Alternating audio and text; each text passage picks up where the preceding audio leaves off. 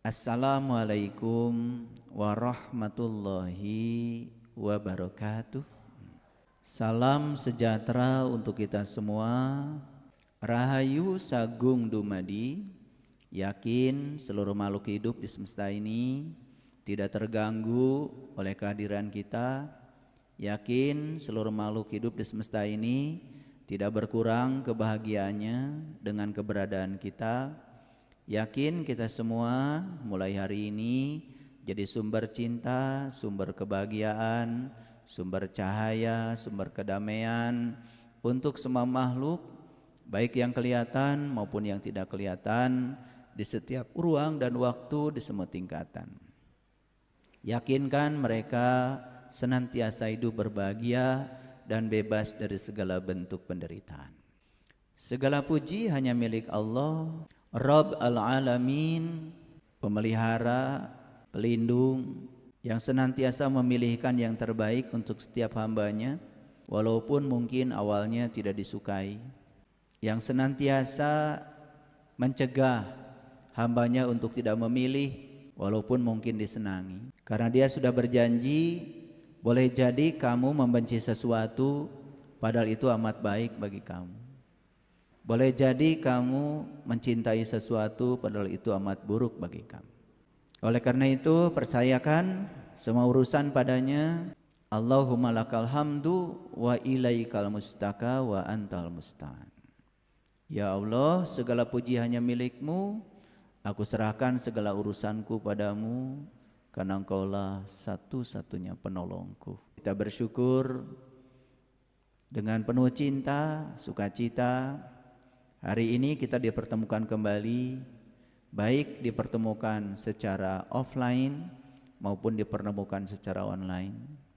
Mari kita awali kajian ini dengan hadir di sini saat ini sekarang. Siapkan wadah kosong.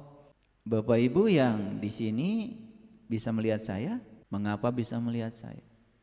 Karena punya mata. Orang mati juga punya mata, nggak bisa lihat. Saya mau bertanya aja sedikit. Sadar nggak kita yang membuat kita bisa melihat itu sebetulnya siapa? Nafas.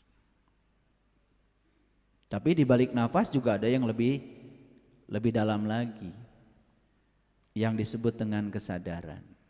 Sadar nggak kalau kita sedang melihat? Jadi sebetulnya kita bisa melihat itu karena ada yang sedang menggunakan penglihatan kita untuk melihat. Ada yang sedang menggunakan mata kita untuk melihat. Ada yang sedang menggunakan telinga kita untuk mendengar. Ada yang sedang menggunakan tubuh kita untuk bergerak. Siapa yang menggunakan itu? Itulah yang disebut dengan diri sejati kita. Yang tiada lain adalah Dia, Rabb al-Alamin, yang meliputi seluruh wujud, seluruh bentuk, yang tidak bisa lagi dibatasi oleh tubuh kita sendiri. Itulah yang disebut dengan sang kesadaran. Oleh karena itu kita harus sadar ketika kita marah, ya, sadar dan saksikan kita sedang marah. Karena yang marah itu sebetulnya bukan diri kita. Diri kita itu justru yang sedang menyaksikan itu. Daripada marah lebih bagus jadi penyaksi bagi kemarahan itu. Maka kemarahan akan mereda dalam waktu yang sangat singkat. Hanya dengan kesadaran itu hidup kita langsung berubah. Ada orang yang marah terus, ya, malah semakin memuncak kemarahannya. Merasa puas ketika dia bisa menyalurkan kemarahan. Dia sedang memberikan makan pada diri palsunya, pada egonya. Dia tidak sadar bahwa sebetulnya ada yang sedang melihat kemarahan dia. Itulah diri sejati dia. Dia tidak kenal dirinya. Aku ini adalah dirimu.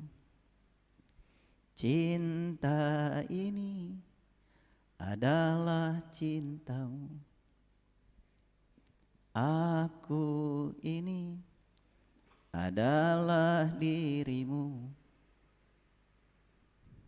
Jiwa ini adalah jiwamu. Rindu ini adalah rindumu. darah ini adalah darahmu. Tak ada yang lain selain dirimu yang selalu ku puja, ku sebut namamu di setiap hembusan nafasku, ku sebut namamu. Nah, dengar gak lagu itu? Langsung nangis saya kalau nyanyi lagu itu. Kalau dengar lagu itu nangis gak kalian? Enak gak dengerin suara saya barusan? Banyak yang nawarin saya untuk tidak rekaman. Aduh. Kalau dengan kesadaran, apa aja yang didengar masuk tuh. Kenapa tadi Bapak Ibu mendengarkan suara saya yang falas tadi itu terasa menyentuh? Kenapa? Karena kita sedang di gelombang alfa. Melepaskan semuanya tadi, hening dulu. Karena kita mendengarnya dengan kesadaran. Udahlah segitu aja nyanyinya. Kan itu lagu menyatakan bahwa tidak ada, kita itu tidak ada. Itu kan diakui. Tak ada yang lain selain dirimu. Ada yang lain. Termasuk diri kita juga tidak ada. Makanya lagunya aja satu, keren. Itu lagu kesadaran. Saya mengapresiasi penciptanya. Hebat itu, luar biasa. Sebetulnya bukan saya lagunya, bukan suara saya bagus. Kalian mendengarnya dengan kesadaran. Makanya apapun yang didengar dengan kesadaran itu jadi bagus. Karena kita tidak ada penghakiman. Gitu.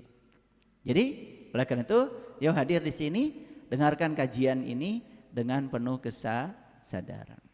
Judulnya apa? Menaiki kapal Nabi Nuh yang sesungguhnya.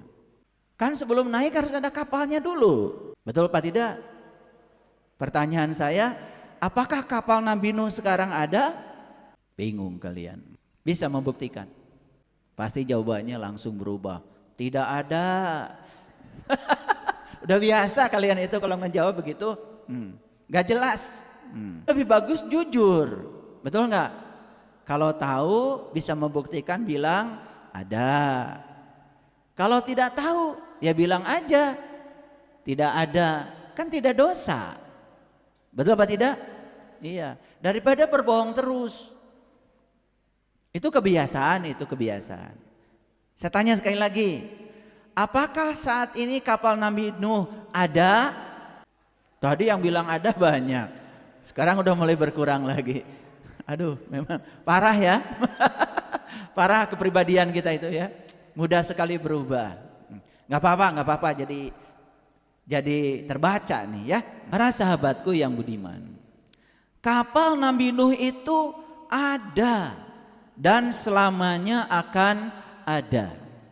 Setelah saya mempelajari Al-Quran 30 juz, ternyata tentang Nabi Nuh ini ceritanya banyak. Dan kalau saya ungkapkan di kajian ini gak akan selesai. Tapi saya akan fokus saja pada inti-intinya ya, yang pengulangan tidak akan saya jelaskan. Sampai di Quran itu ada surat khusus, surat Nuh. Surat Nuh surat ke-71. Itu ada 28 ayat khusus cerita tentang Nabi Nuh. Nah, di ayat lain, di surat lain bertebaran tuh. Ya, yang paling banyak itu di Quran surat Hud. Oleh karena itu maka akan saya jelaskan secara rinci sampai akhirnya kita tahu kalau kapal Nabi Nuh itu benar-benar ada dan kita siap memasukinya. Nanti kalau kapalnya sudah saya buktikan ada, saya mau nanya dulu, mau nggak memasuki kapalnya Nabi Nuh? Karena di Quran dijamin siapapun yang masuk di kapalnya Nuh pasti beruntung. Itu dijamin di Al-Quran. Ini jaminannya saya sampaikan dulu, nanti ayatnya kita baca. Ya, ternyata kapal Nabi Nuh yang dibicarakan dalam Al-Quran itu bukan kapal fisik sebagaimana yang diceritakan banyak orang. Karena membaca Qurannya tidak utuh, parsial. Dan saya berani menyampaikan kajian ini setelah saya mungkin ratusan kali, berulang kali saya membaca tentang itu. Sampai saya membuat kesimpulan, ternyata kapal itu tidak seperti yang dibayangkan banyak orang. Bagaimana mungkin? Ya, bagaimana mungkin? Orang yang naik kapal jadi beriman, yang tidak naik kapal tidak beriman. Kalau kapalnya adalah kapal fisik. Kan Bapak Ibu sering naik kapal. Masa tiba-tiba naik kapal jadi orang beriman, keluar dari kapal jadi orang yang tidak beriman? Kan nggak mungkin. Sama seperti cerita Ashabul Kahfi. Tidak mungkin masuk ke dalam gua jadi orang beriman. Yang tidak mau masuk ke dalam gua disebut tidak beriman. Masa cuma masuk ke dalam gua? Kalau gua itulah gua fisik, tiba-tiba jadi orang beriman. Setuju dengan saya? Ternyata surat Al-Kahfi itu bukan cerita gua yang fisik. Gua itu adalah gue. Gue itu aku. Aku itu adalah saya. Bagian terdalam dari diri saya. Bagian terdalam dari diri setiap manusia.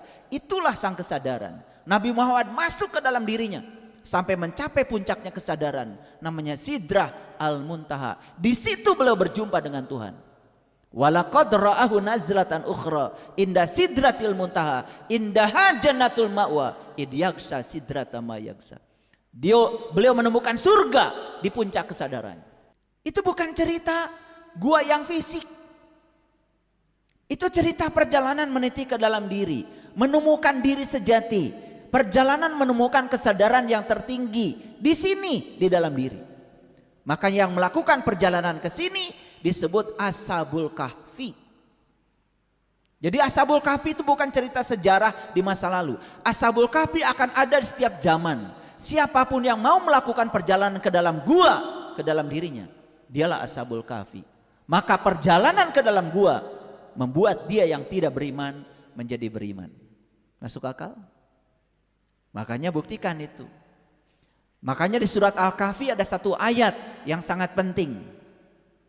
Mayyahdillahu fahuwal muhtadi wa mayyudlil falan tajidalahu waliyan mursyidan. Barang siapa yang dikehendaki Allah mendapatkan petunjuk, pasti bertemu penunjuk jalan. Tapi barang siapa yang tidak dikehendaki Allah dapat petunjuk, sampai mati pun tidak akan pernah bertemu dengan waliyan mursyidan. Wali yang mursyid. Wali itu teman, mursyid itu cerdas. Orang yang cerdas. Kalau belajar sama dia, bukan diajarin doktrin, bukan diajarin dogma, diajarin supaya kita berkembang, diajarin supaya kita melampaui batas, bukan mengamalkan dogma dan doktrin yang buta. Itulah bedanya berguru kepada orang yang cerdas dengan berguru kepada ilmu yang hanya diulang-ulang, ilmu hafalan, ilmu imtihan namanya kalau dulu di kampung. Saya mau nanya Bapak Ibu, apakah kecerdasan manusia itu terbatas atau tanpa batas? Tanpa batas. Para sahabat nanti yang mau hadir di Jogja, saya akan tunjukkan, saya akan buktikan kalau kecerdasan manusia itu tanpa batas. Itu edisi eksklusif itu. Silakan kalau mau datang. Mungkin ada yang sedang liburan di Jogja boleh datang. Nanti sudah siap untuk melihat kapal Nabi Nuh? Sudah siap? Oke. Kalian adalah orang-orang yang paling beruntung bisa hadir di sini. Orang-orang yang hebat, orang-orang yang terpilih. Dan saya selalu yakin setiap judul yang saya sampaikan selalu resonan, selalu bersesuaian dengan orang-orang yang datang. Dan saya yakin nanti selesai ini pasti kita akan mengatakan bahwa ini adalah saya. Itulah hebat cara Allah memilih kita. Para sahabat, secara garis besar saya jelaskan dulu. Kapal Nabi Nuh itu yang sesungguhnya itu adalah komunitas Nabi Nuh. Jadi kapal yang di sini adalah wujudnya adalah sebuah komunitas, sebuah kelompok, sebuah golongan. Jadi kapal yang dimaksud di sini bukan kapal fisik seperti yang selama ini kita yakini. Ini adalah gambaran makronya, gambaran besarnya. Nanti akan masuk pada ayat-ayat Al-Quran untuk membuktikan kalau kapal itu adalah itu. Maka di Quran disebut bahtera, fulki, Al-fulki itu bahtera. Nah, kenapa menjadi istimewa kapal ini? Nah, karena di dalam kapal ini ada dua. Satu ada ajaran luhur, yang kedua ada guru. Yang gurunya adalah Nabi Nuh sendiri. Jadi kapalnya ada, komunitasnya ada, ajaran yang ngatik, mendidik komunitas itu ada, dan petunjuknya, petunjuk jalannya ada. Jadi kalau diumpamakan kapal itu adalah kendaraan, dan kendaraan ini bisa maju karena ada dua. Satu ada jalan, ada petunjuk jalan, dan ada penuntun jalan.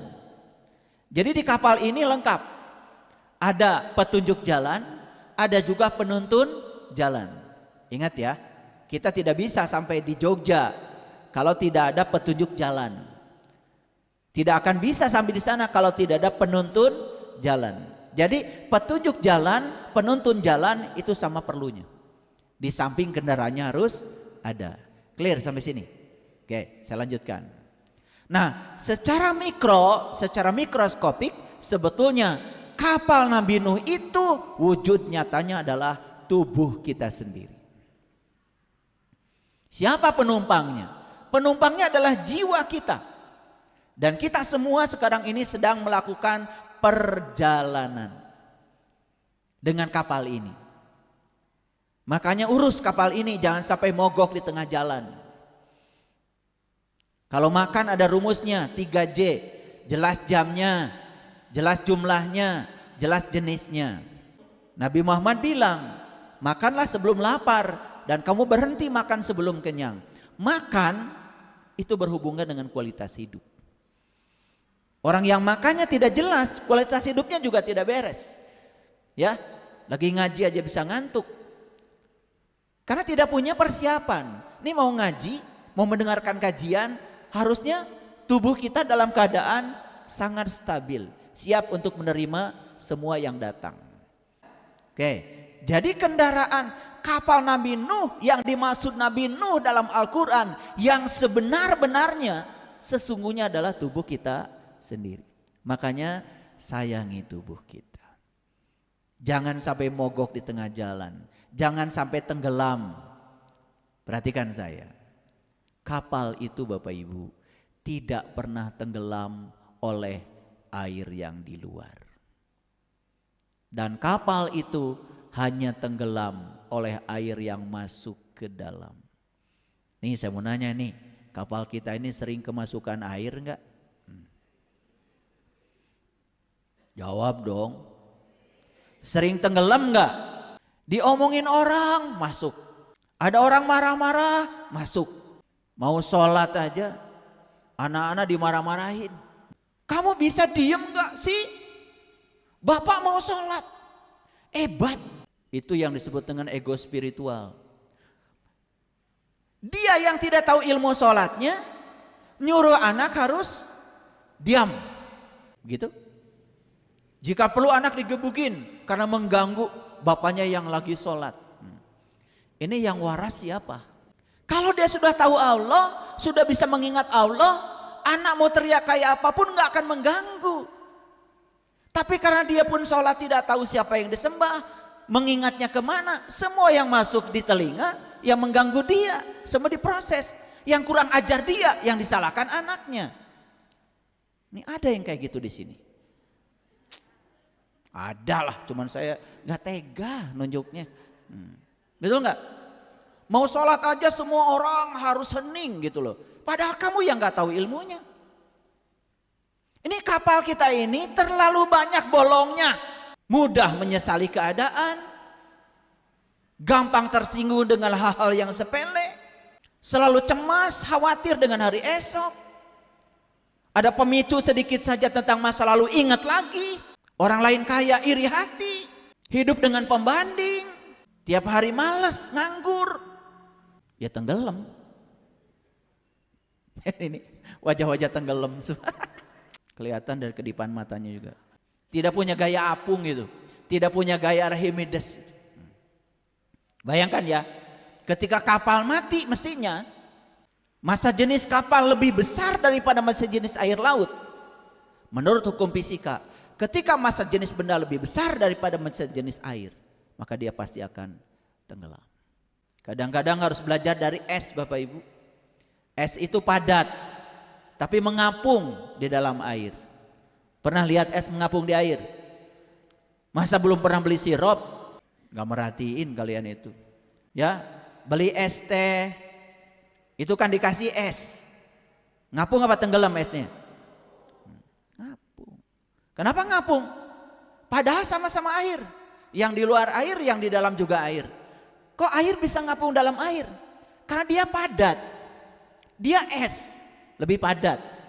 Tidak mengizinkan air masuk ke dalam tubuhnya, ngapung. Tenggelam itu karena kita mengizinkan. Ya, gampang sakit hati. Ya, gampang marah. Pengen nyubit sama kalian itu. Wajah-wajahnya kayak gini. Dandan aja terus. Kadang-kadang pakaian agama tidak ada kaitan dengan kepribadian. Jadi udah ketemu kapal Nabi Nuh. Secara makro itu adalah komunitas. Secara mikro itu adalah tubuh.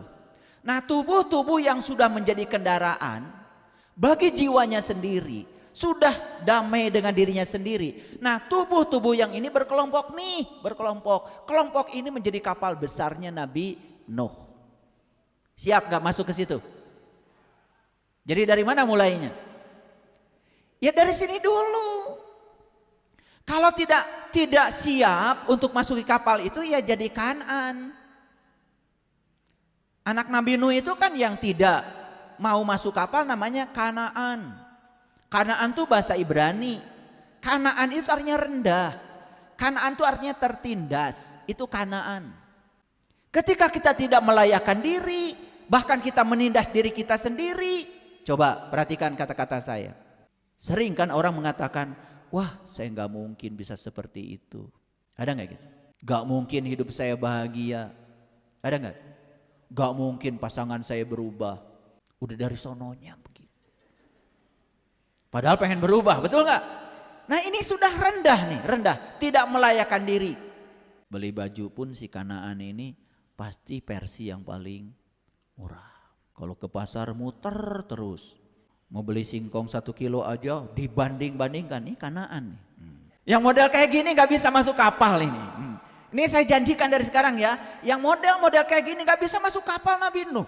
Kalau nawar sambil pergi. Saya tahu orangnya di sini. Ya Allah. Makanya ada konsultasi sama saya. Kamu penyakitnya ini.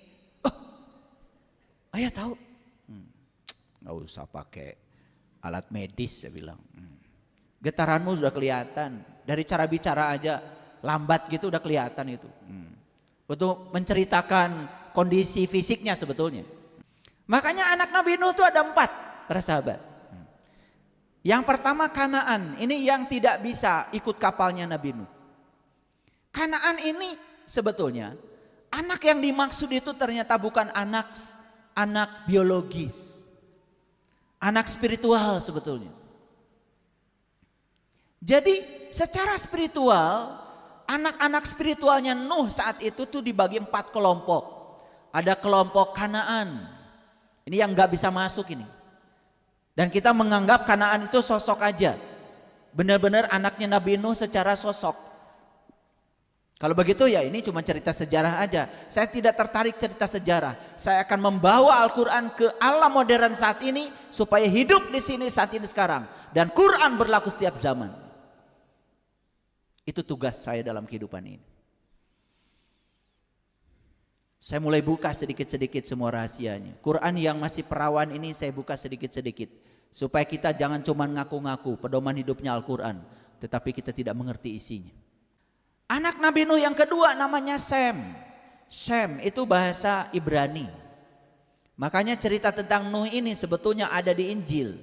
Saya melihat banyak sekali ayat-ayat di Injil, pasal-pasal di Injil yang cerita tentang Nuh. Sem itu ternyata arti dalam bahasa Indonesia itu kemasyhuran.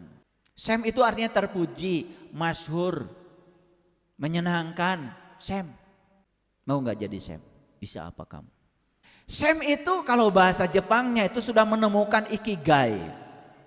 sudah menemukan passion dirinya, sudah menemukan misi Tuhan dalam dirinya, sudah menemukan berkah Tuhan dalam dirinya, sudah menemukan ya profesional yang dititipkan Tuhan dalam dirinya, sehingga dia menjadi sangat masyhur. Karena apa? Karena dia punya nilai. Kadang kita sering merendahkan nilai kita, betul nggak? Iya. Coba beli bensin aja yang diperiksa nomornya itu sama petugas pom bensin, dicatat-catat gitu, ih gengsi. Kenapa dicatat-catat? Karena di aplikasinya yang namanya My Pertamina itu, ya boleh beli bensin subsidi tapi daftar. Sebenarnya ketika daftar itu kan kita sudah merendahkan diri. Kenapa belinya yang subsidi? Kenapa tidak belinya yang tidak disubsidi? Karena kita layak, karena kita kaya, merasa berkecukupan. Jangan culas. Kalau kita berpikir tanpa batas, pasti yang datang juga tanpa batas. Kalau berpikir terbatas, yang datang juga terbatas. Semua itu terserah kita. Mau nggak melayakkan diri? Kan itu. Ya itu, Shem itu. Yang kedua anaknya Nabi Nuh itu yang pertama Kanaan, yang kedua Shem, yang ketiga itu Ham namanya. Ternyata Ham dalam bahasa Ibrani, dalam bahasa Indonesia artinya adalah kehangatan. Makanya Nabi Muhammad bilang, kalau rumahmu dirindukan oleh tetanggamu, dirindukan oleh orang-orang di sekitar kampungmu, karena ada kehangatan di situ, pasti itu rumah ahli surga. Coba tanya dulu Bapak Ibu, rumah Bapak Ibu dirindukan gak sama tetangga? Setiap orang yang datang ke rumah diterima dengan senyuman manis, senyuman sukacita, kebahagiaan. Ada makanan di lemari kita keluarkan, ingin memberi yang terbaik pada tamu. Bahkan yang tidak dimakan oleh kita sehari-hari khusus untuk tamu keluarkan. Itu namanya kue lebaran. Jadi Ham itu artinya kehangatan. Yang punya kemasyhuran, yang punya kehangatan, ini ada potensi nih bisa masuk pada kapalnya Nuh. Coba Bapak Ibu, kita sederhana aja. Kalau orang yang punya kehangatan, ayah yang punya kehangatan, pasti selalu ditanya, ayah di mana? Kapan pulang ke rumah? Pasti. Nih saya agak ke sebelah sini nih, ya. Tapi ayahnya galak, rewel, kerjanya menyalahkan. Tidak pernah bisa memahami kata-kata anak, kerjanya mengintimidasi, selalu aja menteror anak. Saya yakin ayah yang kayak gini gak dirindukan. Coba tanya Bapak Ibu, sederhana aja. Ini baru bicara permukaan nih. Apakah ada potensi gak kita masuk kapalnya Nuh ini? Ada potensi ya? Oke. Orang yang punya kehangatan tuh dirindukan. Kata-katanya menguatkan. Kalau kita bingung ketemu dia, ya mencerahkan. Kalau kita lagi lemah ketemu dia, membangkitkan. Selalu membuat perubahan itu. Sudah begitu belum? Begitu belum? OTW aja. Dari kemarin gitu aja jawaban kalian tuh nggak jelas. Anaknya Nabi Nuh yang keempat namanya Yafet. Dalam bahasa Ibrani Zafet. Itu artinya keluasan. Luas sudut pandangnya, luas ilmunya, luas dadanya, bukan luas dadanya, luas kesadarannya. Apa saja yang terjadi terima. Setiap orang dia terima apa adanya, tidak ada penghakiman, tidak ada justifikasi pada orang. Siapapun dia terima. Luas. Ciri orang luas perhatikan, tidak pernah menilai, tidak pernah menghakimi. Lihat tuh orang yang suka menghujat, menyalah-nyalahkan orang lain karena berbeda dengan dirinya. Itu karena sempit. Ngajinya cuma gitu-gitu aja, tapi berani menjustifikasi orang lain. Bahkan menjustifikasi orang lain menggunakan gelar kerohanian. Gak usah saya sebut ya gelar kerohanian, pada tahu kan? Iya. Pakai gelar itu, gelar ini, tapi yang keluar dari mulutnya itu adalah kata-kata yang menghujat, hoax, fitnah, mengadu domba, penuh dengan kebencian. Ini yang model kayak gini, ini kelompoknya Kanaan. Makanya Kanaan ini tidak bisa dijangkau oleh Nuh. Gak bisa dijangkau, terlalu jauh. Ada penghalang antara Nuh dengan Kanaan. Tapi Ham, Sem, Yafet masih bisa dijangkau. Saya tahu di sini yang bisa dijangkau oleh Nuh, dan saya tahu di tempat ini yang tidak bisa dijangkau oleh Nuh. Nih kalau belum bisa dijangkau, yuk berubah. Jangan jadi Kanaan terus, jadi Sem, jadi Ham, jadi Yafet. Ya, bernilai hidupnya, dibutuhkan keberadaannya, penuh dengan kehangatan, penuh dengan keluasan. Perhatikan, rumah yang luas bisa menerima semua barang apapun itu. Rumah yang sempit gak bisa. Orang yang luas pikirannya bisa menerima semua ilmu dari manapun datangnya, gak pilih-pilih. Sudah siap? Oke. Nah, jadi kapal Nuh itu yang pertama secara makro adalah sebuah komunitas. Kapal Nuh yang kedua secara mikro adalah individu-individu yang berkesadaran. Nah, ketika individu-individu ini bergabung dalam satu komunitas, itulah kapalnya. Dan kalau Bapak Ibu bisa masuk ke sana, di sana itu bukan hanya ada kapal, di situ ada ajaran yang menuntun kita. Di situ juga petunjuk jalan, ada penuntun jalan yang akan mengarahkan kita sehingga kita tidak akan salah arah. Radhiyallahu anhum wa radu'an. Ya, bisa ditebak ya. Radhiyallahu anhum wa radu'an. Allah ridho kepada kamu dan kamu juga ridho kepada Allah. Itu. Kemudian Allah mengatakan ulaika hizbullah. Pernah dengar gak? Ada satu organisasi dunia namanya Hizbullah. Adanya di negara sana. Saya tidak bicara itu. Saya bicara Hizbullah dalam versi Al-Quran, versi asli. Ternyata setelah saya baca bahasa kamus, Hizbullah itu artinya adalah golongan Allah. Hizbullah itu artinya adalah keluarga Allah. Mau masuk gak sama keluarganya Allah? Mau gak masuk pada golongannya Allah? Dijanjikan di ayat ini, khusus golongan Allah, inna hizballaha humul muflihun. Sesungguhnya golongan-golongan Allah itulah orang yang beruntung. Nah, golongan Allah itu dalam ayat lain disebut Bani Israel. Bani itu adalah orang, Isra itu berjalan, El itu Tuhan. Bani Israel orang yang berjalan menuju Tuhan, siapapun orangnya. Makanya di Quran dikatakan, ya Bani Israel, uzkuru nikmati Allah alaikum wa anni faddaltukum alal alamin. Hai orang-orang yang berjalan menuju Tuhan, aku unggulkan kamu dari segala umat. Jadi kalau ingin diunggulkan oleh Allah dari segala umat, tentu saja jadilah Hizbullah. Paham ya? Jadi Hizbullah apa? Golongannya Allah, keluarganya Allah. Siapa itu? Ya tentu saja mereka yang hidupnya sudah tidak berlawanan lagi dengan misinya Allah. Mereka yang hidupnya sudah selaras dengan semesta, selaras dengan maunya Allah.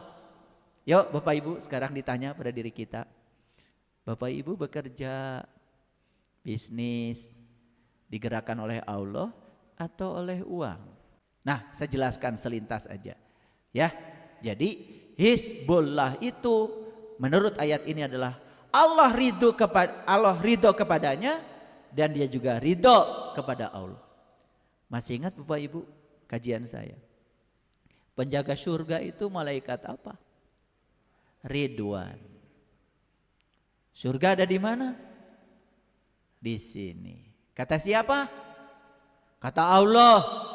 Kata Saiful Karim. Kalian tuh kalau ngomong. Kata Allah, surat Hud ayat 106, 107, 108, baca. Surga dan neraka itu tempat di mana kamu masih bernafas. Surga dan neraka itu di sini saat ini sekarang ketika kita masih hidup. Ini bisa jadi surga kalau dijaga malaikat Ridwan. Dan ini akan menjadi neraka kalau dijaga malaikat Malik. Malik itu milik, milik itu aku tuh ego, diri palsu. Lihat orang yang dijaga ini dengan malaikat Malik, milik ego. Ego itu Bapak Ibu seperti luka yang menganga.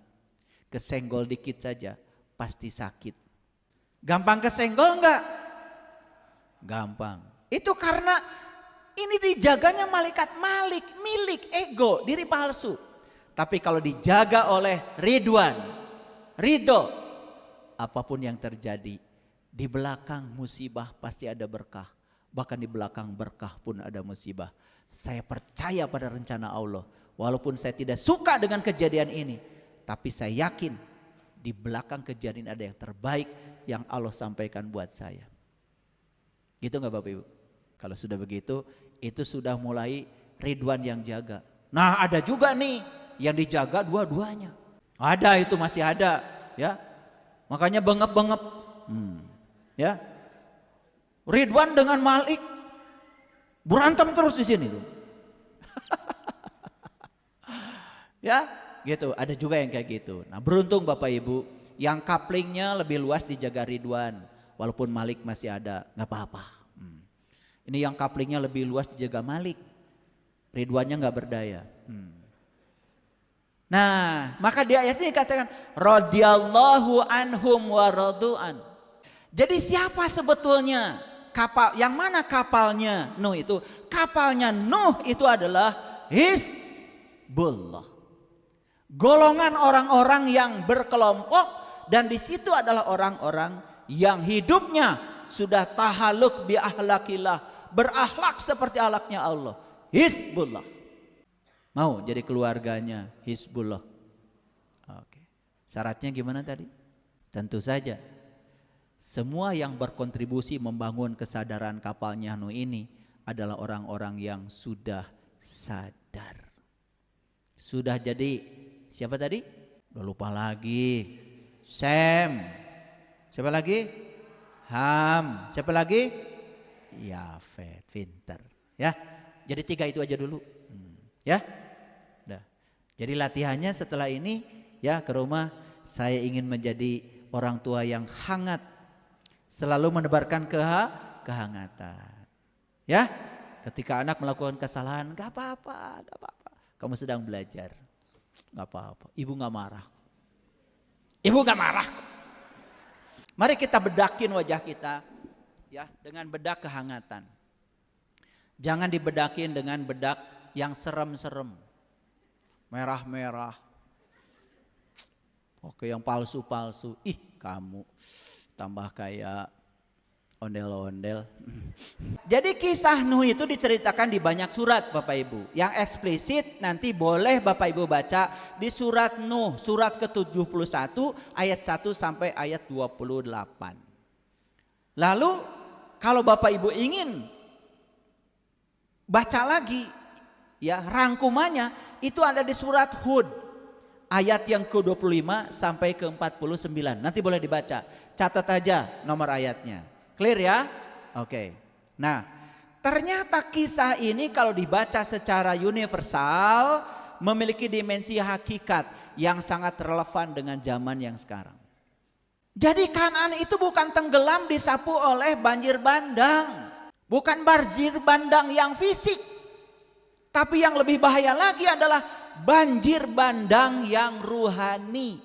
Kebodohan, dogma, doktrin, itu semua banjir bandang yang akan menyapu Kanaan, tenggelam dalam ketidaksadaran. Dan sekarang ini Kanaan yang disapu oleh banjir bandang ketidaksadaran, banjir bandang kebodohan, banjir bandang keserakahan, banjir bandang keangkuhan. Banyak orang yang hari ini korupsi, mencuri hak orang lain, dia tersapu oleh banjir bandang keserakahan. Gak puas dengan gaji dari jabatan yang sudah besar, tidak merasa cukup, terus mencuri. Relevan gak Bapak Ibu kajian ini dengan kondisi kita saat ini? Yuk kita masuk. Kita lihat dulu surat Hud. Ini agak lompat nih. Lihat saya sekali lagi. Cerita tentang Nuh itu adanya di surat Hud ayat 25 sampai 49. Loh kok dibalik 49 dulu? Nah inilah metode saya. Didaktik metodiknya dirubah sedikit. Tapi nanti akan masuk semua, ya. Lihat saya semuanya. Surat Hud ayat 49. Tilka min ambail ghaib. Nabi, naba itu nabi, naba itu artinya adalah berita. Jadi sebetulnya nabi itu pembawa berita. Naba itu berita, Bapak Ibu. Makanya di sini tilka min ambail ghaib nuhiya ilaika. Itu adalah di antara berita-berita penting tentang yang gaib. Jadi ternyata setelah saya kaji Al-Quran, cerita Nuh ini bukan cerita kapal Nuh yang dibuat secara fisik. Ini berita ini termasuk berita tentang yang gaib.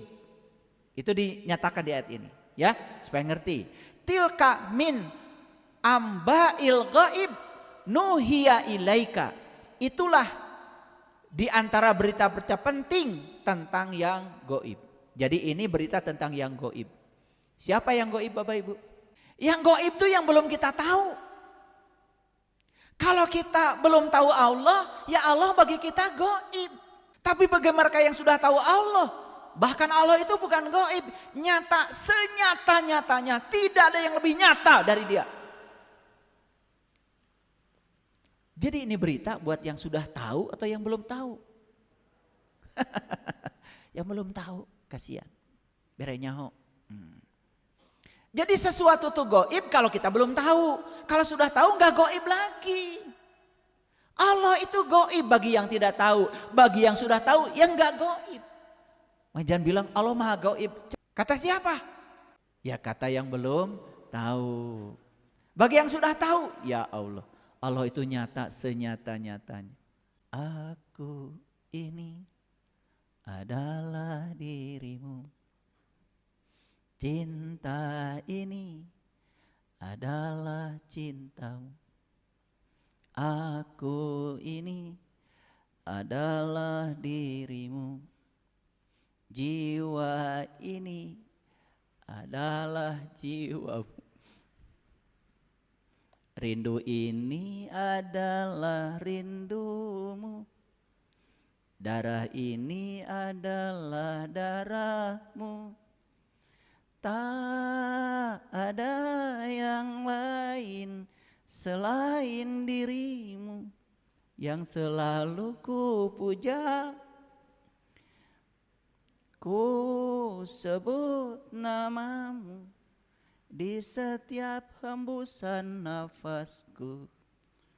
Ku sebut namamu, ku sebut namamu.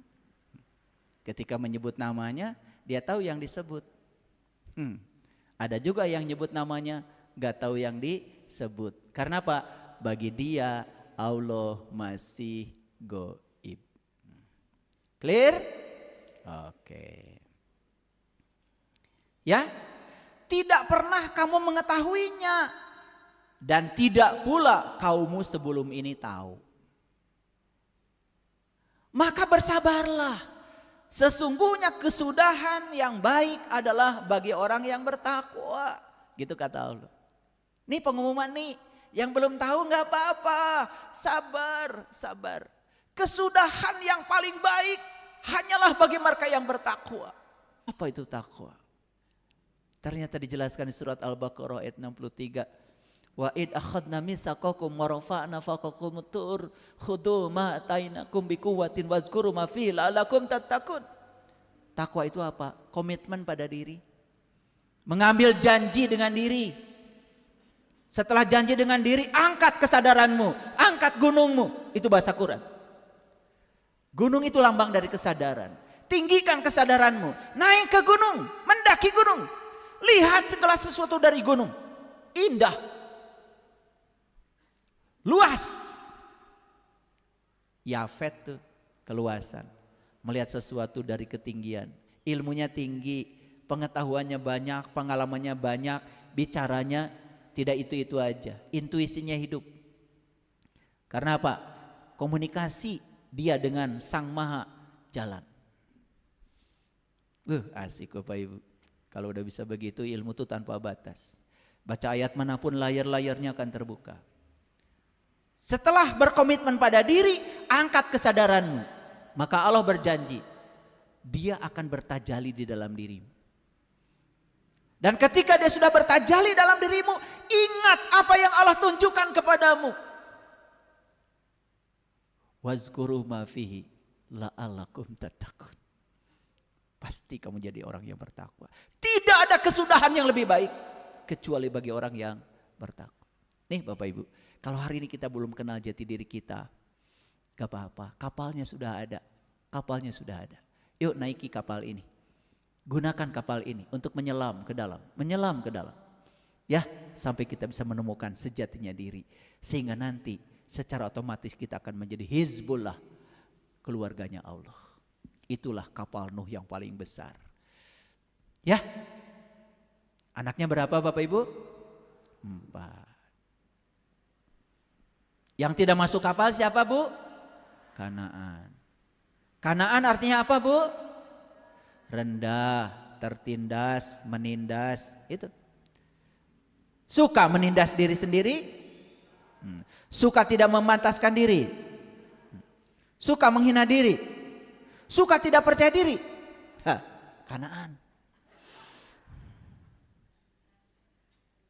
Abdi moal beungar. Datos katangtosan. Ti Allah lagi kedaki. Tuh. Ya, Bapak Ibu. Ini doanya Nabi Nuh ketika masuk kapal. Mana kapalnya? Nih kapalnya. Ketika mau memasuki kapal ini, menggunakan kapal ini, bismillahi, atas nama Allah, tanya heula ka Allah. Ya Allah, untuk apa engkau menciptakan tubuh ini? Kenapa kau menciptakan jari-jariku seperti ini? Kenapa tubuhku beda dengan kuda, dengan sapi, dengan harimau? Apa yang membedakan aku dengan mereka ya Allah? Apa rencanamu dengan aku ini ya Allah? Pernah gitu? Pernah gitu? Kita mau menggunakan kapal ini, kata Allah, bismillahi, harus atas nama Allah. Tanya sama Allah, ya Allah, kenapa kau ciptakan aku? Untuk apa engkau utus aku ke dunia ini? Apa misimu dengan aku? Makanya kenapa kita hidupnya penuh dengan penderitaan, penuh dengan konflik. Tidak ada keberkahan hidup. Kenapa? Karena kita menggunakan kapal ini suka-suka kita, hanya untuk memenuhi ambisi dan hawa nafsu sendiri. Punya istri satu pengen dua, dua pengen tiga, tiga pengen empat. Cari alasan untuk menghalalkan itu. Menyakiti pasangannya sendiri. Ini karena tidak tahu bagaimana menggunakan tubuh ini. Harusnya ketika bismillahi atas namamu ya Allah, izinkan aku menggunakan tubuh ini sebagai kendaraan bagi jiwaku ya Allah. Izinkan jiwaku untuk berlayar, mengarungi perjalanan ini sampai kepadamu. Mohon ayat innalillah wa inna ilaihi raji'un. Baca tuh ayatnya. Bismillahi majroha wa mursaha. Atas nama Allah di waktu berlayar, atas nama Allah di waktu berlabuh. Ketika kita berjalan atas nama Allah, memulai perjalanan atas nama Allah, sampai atas nama Allah, Allah hanya ingin sadari olehmu bahwa segala sesuatu harus atas nama Allah. Kullu amrin tibalin la yubda'u bih basmalah fahuwa aqta. Setiap pekerjaan yang tidak dimulai dengan atas nama Allah, putus tidak menjadi amal. Lihat ayat yang selanjutnya. Inna rabbi laghafurur rahim. Sesungguhnya Tuhanku benar-benar Maha Pengampun lagi Maha Penyayang. Ini bukan doa naik kendaraan angkot. Ajero. Tahu Pajero? Eta nu panas di jero teh geningan. Dari kampung saya ada yang ngirim lauk. Saya tanya, naik apa? Pajero ayah. Duh, mawa lauk? Kan Pajero. Panas di jero. Oh, iya. Truk ternyata. Nggak heab teh.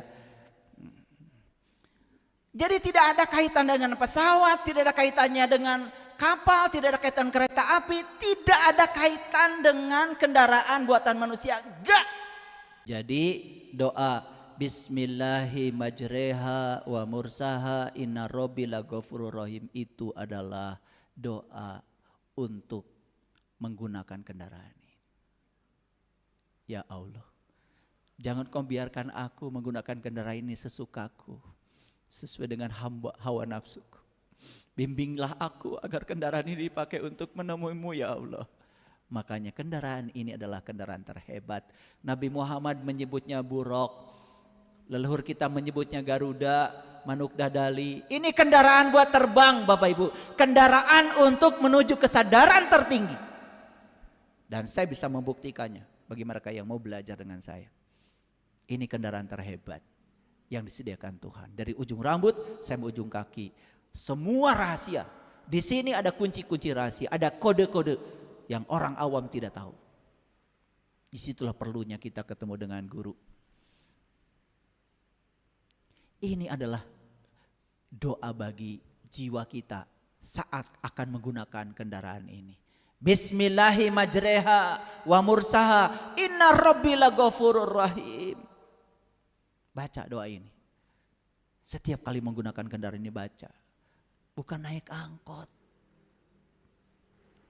Karena kita nggak tahu sejarahnya, nggak tahu asal usul ayat ini.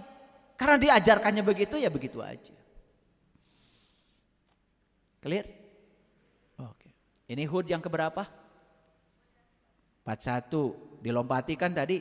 Oke, mundur dulu. Lanjut dulu. Nah, sekarang kita lihat dulu. Tadi Hud yang ke-49 dulu, ya toh? Itu cerita tentang apa katanya? Jadi sebenarnya cerita tentang Nuh ini bukan cerita tentang kapal yang fisik, tapi cerita tentang yang goib. Bagi yang belum tahu. Tuh? Bapak Ibu kan baru diberitahu oleh saya kalau kapal Nuh itu ada. Coba raba. Ah ya kapal Nuh teh? Ah ya. Badai dianggo. Yo, berlayar. Siapa yang berlayar? Sang jiwa, supaya dia bisa memenuhi ayat innalillahi wa inna ilaihi raji'un. Luar biasa Bapak Ibu. Kalau nggak ada kapal ini, sering tenggelam kapal ini. Ya, eta. Udah tenggelam, nggak bangkit lagi. Ya, oke. Ya, lihat. Sekarang Hud ayat 47, perhatikan. Qala, nah Nuh berkata, Rabbi inni a'udzubika an aslaka ma laisa li bihi ilmun. Ya. Nuh berkata, "Ya Tuhanku, sesungguhnya aku berlindung kepada Engkau. Rabbi inni a'udzubika." Ya. Dari apa? An aslaka ma laisa li bihi ilmun. Dari apa? Dari segala sesuatu yang aku tidak memiliki pengetahuan tentangnya. Jadi Bapak Ibu, siapa Nuh itu sebetulnya? Siapa? Mana kapalnya? Itu. Ada penumpangnya nggak di dalam? Tahu sekarang Nuh itu siapa? Ya Allah. Itulah yang setiap hari mengendarai kapal ini. Nuh ada di sini bersamaku. Bukan cerita tentang sejarah masa lalu. Nuh itu adalah ada. Sekarang ngaji Nuh di sini. Makanya Nuh apa doanya? Sesungguhnya aku berlindung kepada Engkau dari segala sesuatu yang aku tidak memiliki pengetahuan tentangnya. Yuk, berlindunglah kepada Allah.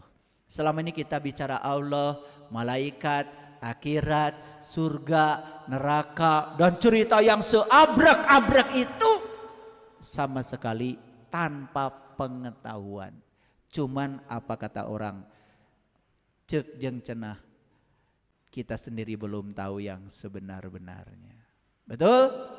Bapak Ibu, cerita kapal Nuh pernah gak ada yang bahas? Oh dulu Nuh bikin kapal. Dapat apa Bapak Ibu? Dapat apa?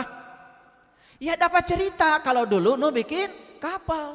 Sebari gak pernah baca ayatnya. Coba baca yang benar. Kapal yang dimaksud itu apa? Da jigana lamun ayeuna simkuring nyieun kapal di Garut. Cieun kapal, akukeun tah ieu kapal Nuh teh. Daratang maraneh mah pasti. Titah mayar ge daek. Betul apa tidak? Iya. Kan banyak di Mekah juga. Tongkat Musa, Aya tanu jualan nu kitu. Betul enggak? Numpang tarikna tah seurina. Aya deui tasbih tongkat Musa, tasbih tongkat Musa. Ieu naon deui ya, Kang? Lain orang Arab anu jualan ge, orang Garut. Sesungguhnya aku berlindung kepada engkau dari segala sesuatu yang aku tidak memiliki pengetahuan tentangnya. Ya. Rabbi inni a'udzubika an aslaka ma laisa li bihi ilmun. Pernah enggak Bapak Ibu minta perlindungan pada Allah? Ya Allah, jangan-jangan ilmu yang aku terima selama ini adalah sampah yang tidak patut aku yakini. Karena yang menyampaikannya pun belum tentu mengerti. Pernah enggak begitu? Sekarang minta perlindungan pada Allah. Nuh minta perlindungan dari segala sesuatu yang tidak memiliki pengetahuan tentangnya. Yuk sekarang saya nanya, apakah Bapak Ibu sholat sesuai dengan pengetahuan yang diajarkan Nabi Muhammad? Nabi Muhammad Isra Mi'raj dulu, sholat dulu, ketemu dulu, nyembah dulu. Kamu gak sesuai. Yuk kalau dibongkar semua gak sesuai. Betul? Tuh, ngaku-ngaku unggul. Makanya minta perlindungan pada Allah dari segala sesuatu yang aku tidak memiliki pengetahuan tentangnya. Dan sekiranya engkau tidak memberi ampun kepadaku dan menaruh belas kasihan kepadaku, niscaya aku akan termasuk orang-orang yang rugi. Lihat ayat ini. Wa illa tagfirli wa tarhamni akum minal khosirin. Ini adalah kerendahan hati Nuh. Ya Allah, kalau yang engkau tidak memberi petunjuk kepadaku, tidak mengajarkan yang sebenarnya kepadaku, siapa yang bisa mengajarkan yang sebenarnya kalau bukan engkau? Keren gak ayat ini? Keren? Sejak kapan tahu ayat ini keren? Nah apa sih tugasnya Nuh? Nah kita turun ke bawah dulu nih, ke ayat 25 tadi yang saya janjikan. Inilah dikatakan oleh Allah dalam Al-Quran. Walaqad arsalna Nuhan ila qaumihi inni lakum nadhirum mubin. Sesungguhnya kami telah mengutus Nuh kepada kaumnya. Sesungguhnya aku adalah pemberi peringatan yang nyata bagi kamu. Jadi tugas utama Nuh bukan bikin kapal. Yang bikin kapal mah pabrik kapal di Surabaya, PT PAL. Nuh bukan direkturnya, bukan komisarisnya. Nggak ada kaitan. Nuh itu rasul, banyak rasul nyian kapal. Betul nggak Bapak Ibu? Dan kita mah kadang-kadang aneh ya. Katanya rasul itu ya pembawa risalah. Begitu dengar di Quran ada bikin kapal. Begitu dengar Nabi Yunus ditelan ikan, benar ditelan ikan. Itu simbolik. Piraku ditelan ikan, doanya begini. La ilaha illa anta. Masa ditelan ikan doanya begitu?